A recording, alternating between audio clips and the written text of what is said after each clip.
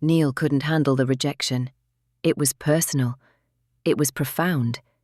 It was a reflection of him. Over and over again he'd been rejected all day. He'd been stomped on by bad luck from every direction. He barked at the man, telling him to leave his store and never return. His rage grew deeper, and he got little satisfaction at the man scrambling out from his yelling. He grabbed his belongings, locked up the store, and drove toward his mother's home, where he also lived. It was all a blur for Neil. At a four-way intersection near his mother's home, he began to depart from the stop sign. But another vehicle ran the opposing sign and slammed into his car. His blood was boiling with anger. He bolted from his vehicle to the other, screaming at the inept driver. He yelled so loud his throat burned. What happened next, Neil wasn't sure he'd ever be able to recall. Darkness took over his mind and body. His brain felt numb with blinding rage. His body operated robotically. His mind and body were not operating in sync. When his mind settled down and he felt conscious again, he looked at the horrific sight ahead of him.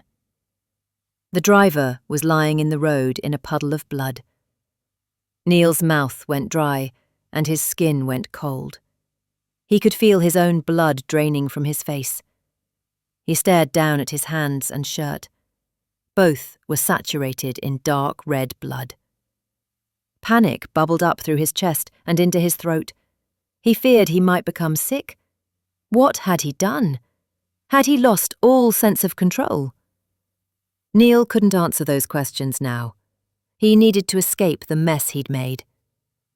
Of course it was wrong, Neil knew that, but he couldn't call the police on himself, not with his poor mother in the back of his mind. He was her caregiver. What would she do without him? The thought of his mother being alone in the world was worse than the idea of a punishment for his rage.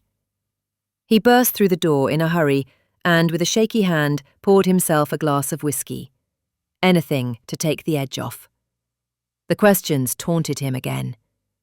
What would he tell his mother about the stain? Would she believe him or feel betrayed by his actions? "Honey, you ruined your shirt. Did you hurt yourself?" Her attentive voice coming from behind startled him, so much so that he sloshed out some of the whiskey from the glass. His knees began to tremble beneath him, and he dropped to the floor. "It's someone else's," he whimpered. Neil seemed to lose touch with reality once more.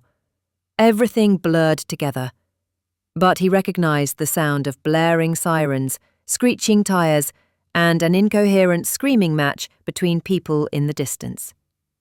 He rocked back and forth, attempting to soothe his fear and disbelief. His perceptions were so warped that he could no longer differentiate reality from a twisted illusion.